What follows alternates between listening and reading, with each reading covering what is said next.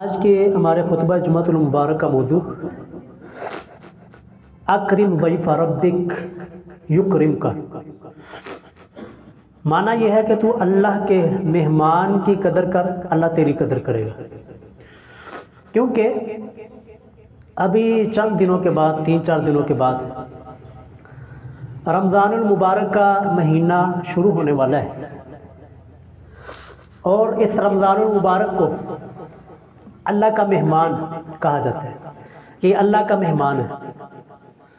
تو اسی موقع اور مناسبت کی وجہ سے عنوان یہ رکھا ہے کہ اللہ کے مہمان کی تو قدر کر، اللہ تیری قدر کرے گا۔ عزیزو، ہمارے گھروں میں جب کوئی مہمان آتا ہے نا جی، تو ہمارے گھروں کا ماحول وہ بدل جاتا ہے۔ جو اچھے گھر والے ہیں، جو مہمانوں کی قدر کرنا جانتے ہیں، مہمانوں کی قدر کرتے ہیں، مہمان کے اعتبار سے ان کے گھروں کا ماحول چینج ہوتا ہے۔ سب سے پہلے دیکھا جاتا ہے جی، توجہ میری طرف، سب سے پہلے دیکھا جاتا ہے کہ مہمان کون آ رہا ہے۔ اگر مہمان ذرا اچھی پرسنالٹی والا ہو اور کوئی بڑا مہمان آ رہا ہو، اس کے لیے پروٹوکول ایک الگ ہوتا ہے۔ کوئی غریب، کوئی ہم جیسا کوئی مہمان آ رہا ہو، بندہ پرواہ نہیں کرتا کہ کوئی نہیں، دیکھ لیں گے۔ اور دوسرے نمبر کہ یہ مہمان آ رہا ہے تو کس کی جانب سے آ رہا ہے، کون اس کو بھیج رہا ہے، اس کو بھیجنے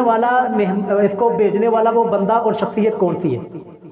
اس اعتبار سے بھی گھروں کا ماحول چینج ہوتا ہے کہ اگر اونچی جگہ سے، اونچی پوسٹ سے، اونچے عہدے سے کوئی مہمان کسی کو بھیج رہا ہو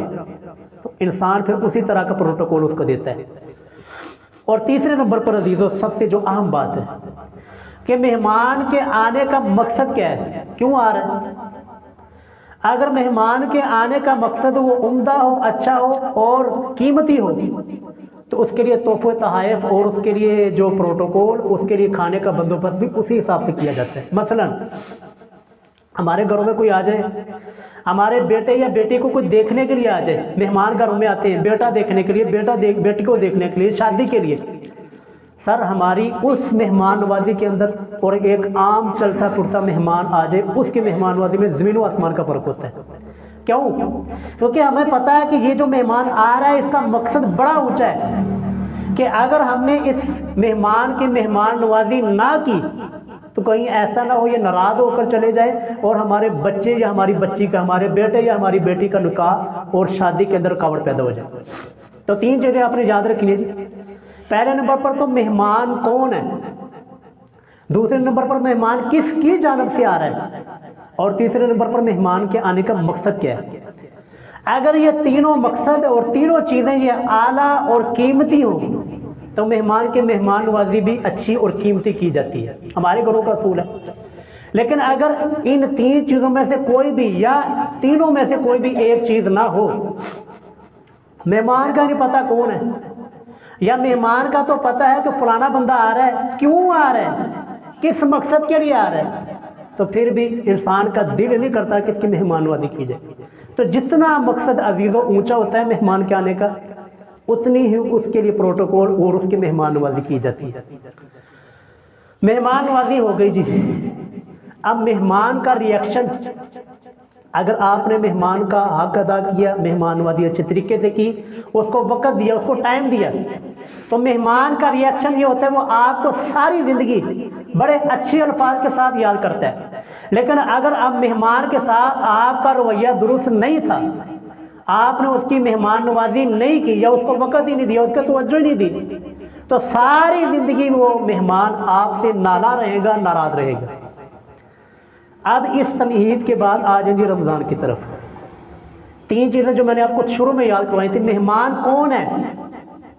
تو ہمارے پاس مہمان کون سا آ رہا ہے جی، رمضان المبارک کا مہینہ، شہر رمضان الذی انزل فیہ القرآن،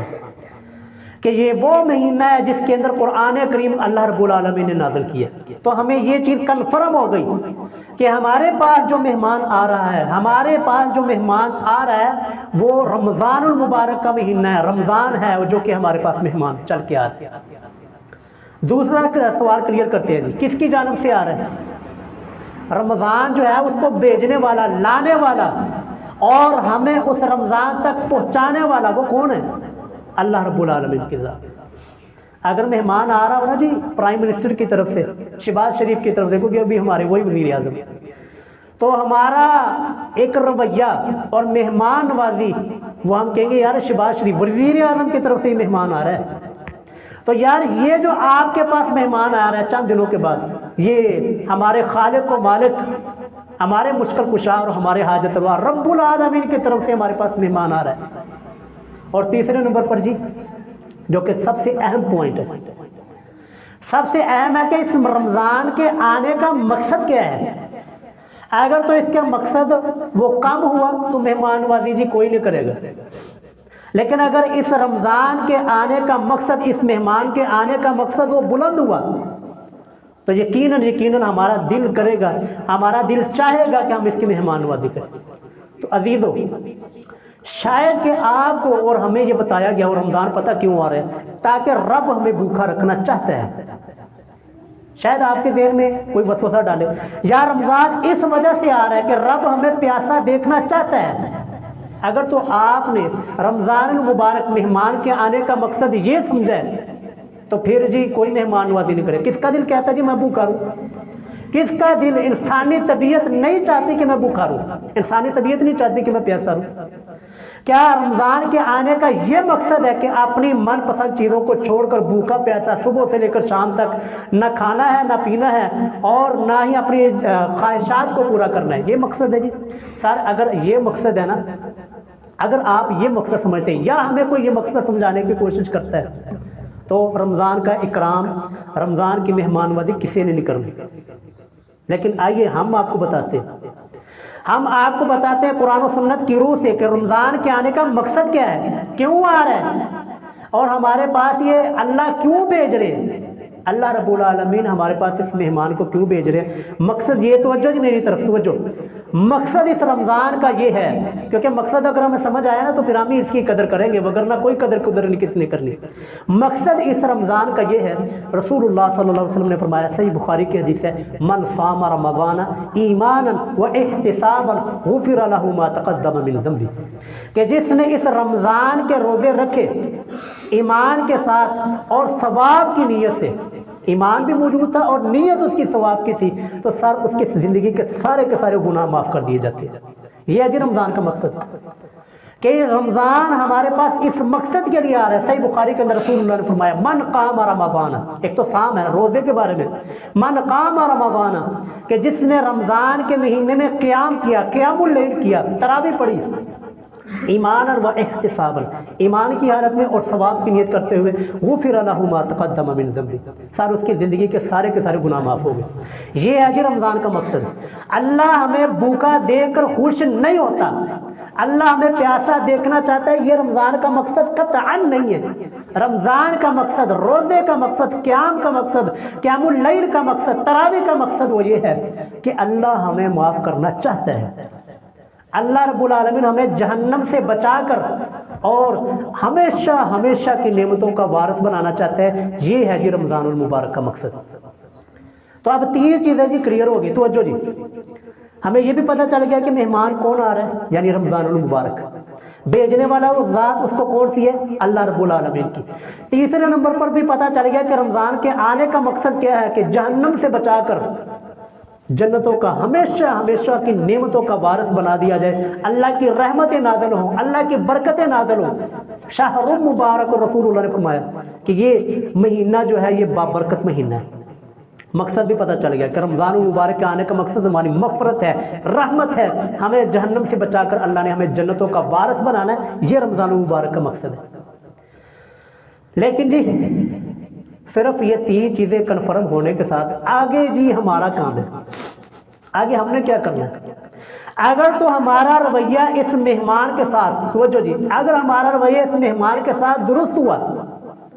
اگر تو ہم نے اس مہمان کی قدر کی، تو رب العالمین کے وعدے میں ابھی احادیث آپ کے سامنے عرض کرتا ہوں، رب العالمین کے وعدے ہمارے ساتھ ہے کہ میں آپ کی قدر کروں گا۔ دیکھیے جی، پہلی حدیث صحیح بخاری، رسول اللہ صلی اللہ علیہ وسلم نے ارشاد فرمایا، کل عمل ابن آدم लहू, आदम की औलाद के सारे अमल उस बंदे के लिए। नमाज पढ़ी उसको सवाब उसको मिल गया जितना अल्लाह ताला ने चाहा, और आपने हज किया, हज का सवाब आपको मिल गया, ज़कात अदा की, ज़कात का सवाब आपको मिल गया, कोई सदका दिया, सदके का सवाब मिल गया। और यार जिसने अल्लाह के मेहमान की कदर करते हुए रोज़ा रखा, अल्लाह के लिए सुबह को लेकर शाम तक भूखा और प्यासा रब के लिए रहा, अल्लाह क्या फरमाते हैं, फरिश्तों छाड़ दो,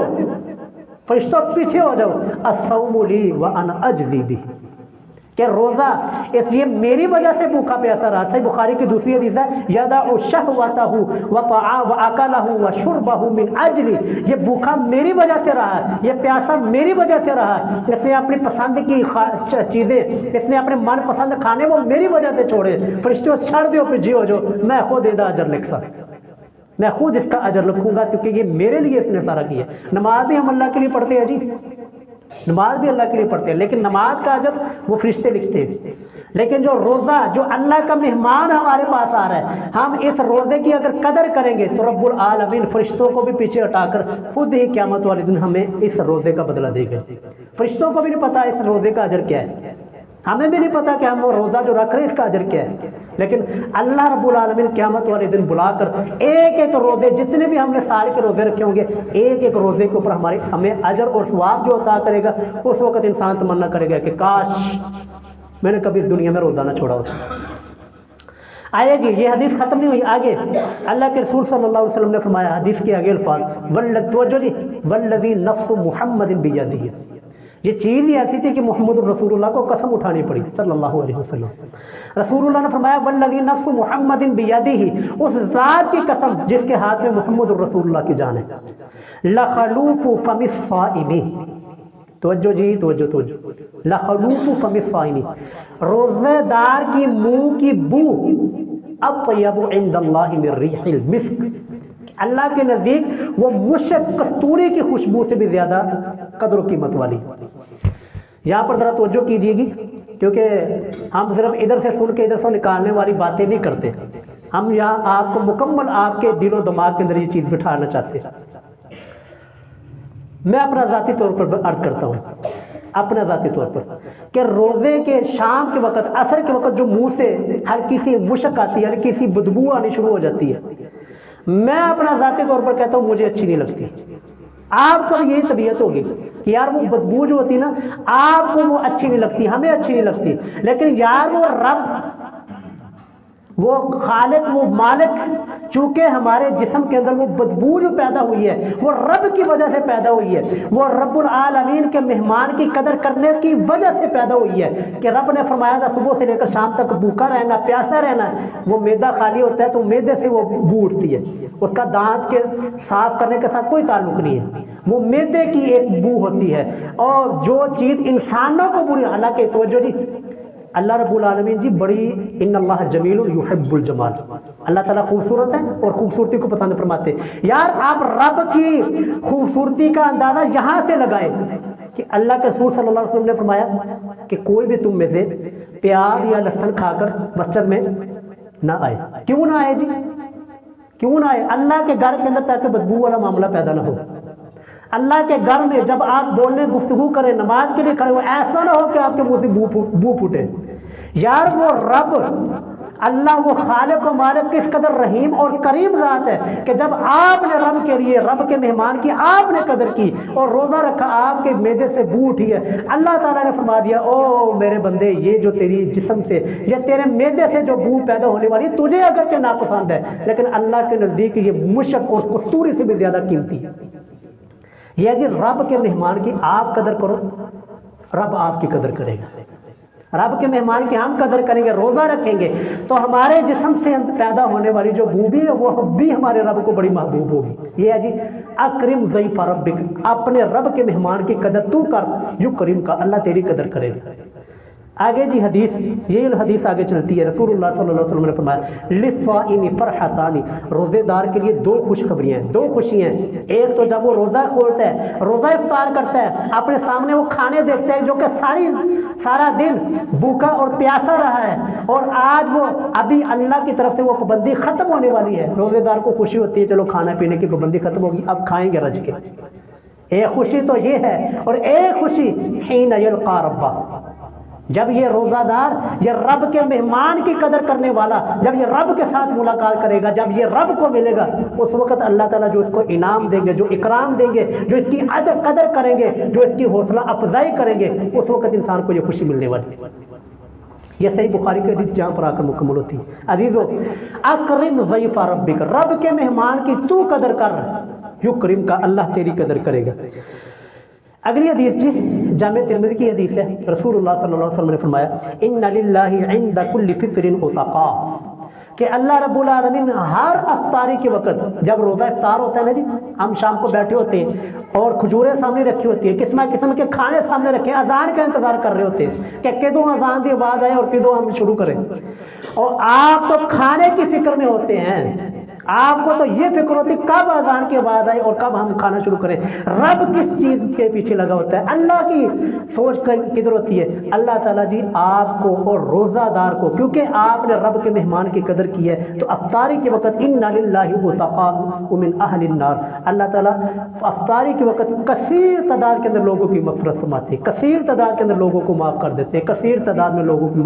بخشش کرتے ہیں۔ وذالک فی کل لیلہ، ہر دن 3 دن اللہ تعالیٰ کا یہ پیکج ہوتا ہے کہ افطاری کے وقت سامنے کھانے پڑے ہیں، آپ کھانے کی تمنا میں ہیں، اور رب آپ کو معاف کرنے کی تمنا میں ہے کہ میں ان کو معاف کر دوں۔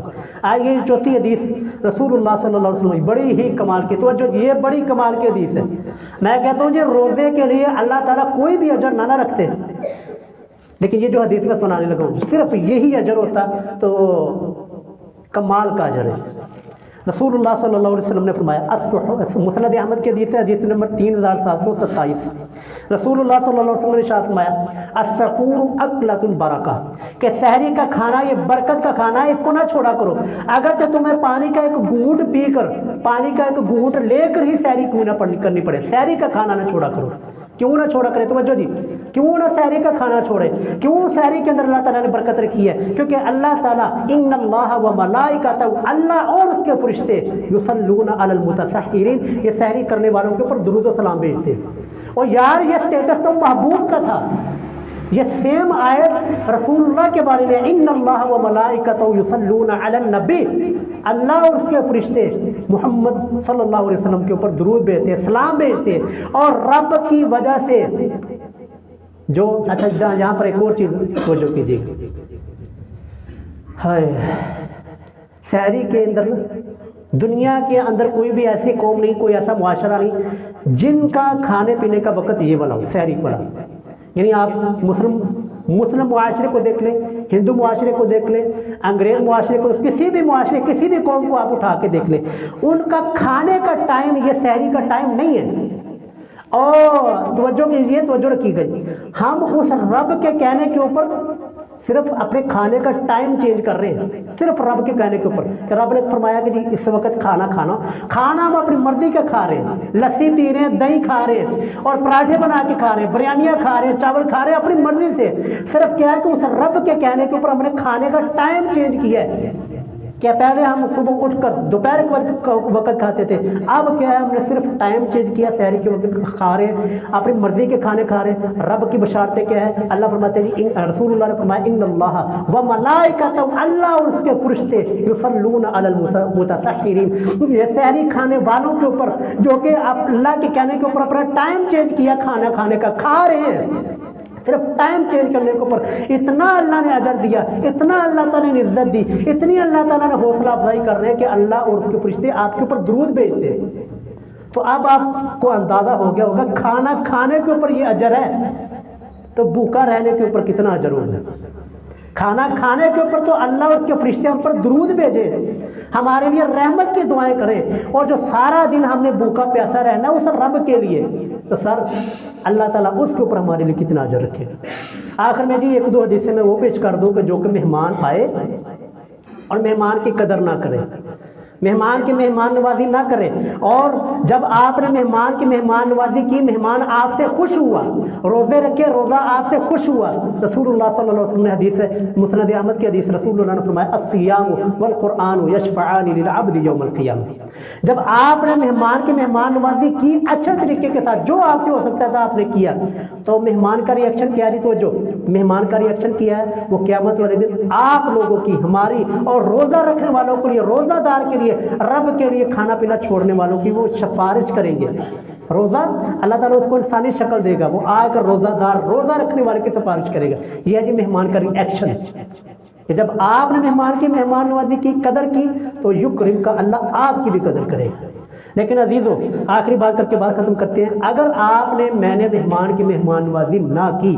قدر نہ کی، تو پھر اللہ کے رسول صلی اللہ علیہ وسلم کا فرمان بھی سن لے، مسند احمد کی حدیث ہے، رسول اللہ صلی اللہ علیہ وسلم نے فرمایا 7148 نمبر، رسول اللہ نے فرمایا لوگوں قد جاءکم رمضان، تمہارے پاس ان قریب رمضان کا مہینہ آنے والا ہے، اور اللہ نے اس رمضان کے روزے تم پر فرض کیے ہیں، اور اس رمضان کے مہینے میں جنت کے دروازوں کو کھول دیا جاتا ہے، جہنم کے دروازوں کو بند کر دیا جاتا ہے، اور شیاطین کو جکڑ دیا جاتا ہے، قید کر دیا جاتا ہے، اور پھر بھی جو اس رمضان کی برکت سے جو محروم رہ گیا، پھر بھی رمضان کے مہینے کے اندر جو اس مہمان کی قدر نہ کر سکا، رسول اللہ نے فرمایا فقط حرما، او اصل محروم اور اصل بدبخت شخص یہ والا ہے کہ جس نے رمضان کو تو پایا اور اتنے اللہ تعالیٰ نے بخشش کے بہانے چھوڑے، لیکن پھر بھی اس نے روزہ نہ رکھا، پھر بھی مہمان کی قدر نہ کی، تو یہی اصل میں بدبخت انسان ہے۔ دوسری حدیث جی، آخری حدیث جامع ترمذی کی حدیث ہے، رسول اللہ صلی اللہ علیہ وسلم نے ارشاد فرمایا 3545 حدیث کا نمبر ہے، وہ مشہور حدیث ہے کہ رسول اللہ ممبر کے اوپر پہلی سیڑھی کے اوپر قدم رکھا، آپ نے فرمایا آمین، دوسری پر رکھا فرمایا آمین، تیسری کے اوپر رکھا فرمایا آمین۔ تو بعد کے اندر پوچھا گیا جی آپ نے آج ہم نے عجیب معاملہ دیکھا ہے، آپ نے تینوں سیڑھیوں کے اوپر قدم رکھتے ہوئے آمین کہا ہے، یا رسول اللہ کیا وہ؟ رسول اللہ نے فرمایا تھا جی میرے پاس جبریل علیہ السلام آئے تھے، انہوں نے کہا جی راغم انفن، اس انسان کی ناک خاک آلودہ ہو جائے، یہ عرب کے اندر محاورہ بولا جاتا ہے، جس انسان کو بددعا دینی ہو، جس انسان کو کہنا ہو کہ تیرا بیڑا غرق ہو جائے اور تیرا ستیہ ناش ہو جائے، تیرا کچھ بھی باقی نہ رہے، اس کو کہا جاتا تھا یہ راغم انفن، اس انسان کی ناک خاک آلودہ ہو جائے۔ اور یہ ہماری پنجابی میں بھی جملہ ہے، لوگ کہتے نہیں ساڑھی ناک کٹوا دیتی تو ہم نے ہمارا ناک ہی تو نے کٹوا دیا، تو یہی جملہ سیم عربی کے اندر بھی بولا جاتا ہے، راغم انف، اس انسان کی ناک خاک آلودہ ہو، مطلب کہ وہ تباہ و برباد ہو جائے، وہ شخص کہ جس کے زندگی کے اندر رمضان المبارک آیا اور اس نے اس مہمان کی قدر کر کے، روزہ رکھ کر، قیام کر کے، تراویح پڑھ کے اور قرآن کی تلاوت کر کے رب کو منا کر اپنی مغفرت نہیں فرمائی، اس بندے کا ناک خاک آلودہ ہو جائے، وہ تباہ و برباد ہو جائے۔ یار یہاں پر توجہ کیجئے گا جی، محبوب کا یہ مزاج نہیں ہے بددعائیں دینا۔ یار محبوب صلی اللہ علیہ وسلم نے طائف کے اندر پتھر پڑے ہیں، آپ نے بددعا نہیں دی، آپ کے دانت مبارک شہید ہوئے، آپ نے بددعا نہیں دی، آپ کے اوپر وہ اوجڑی رکھی گئی ہے، صحیح بخاری کے اندر آتا ہے کہ آپ سجدے کی حالت میں تھے، یہ ابو جہل اینڈ پارٹی نے آ کے گندی اوجڑی آپ کے اوپر رکھی، آپ نے بددعا نہیں دی۔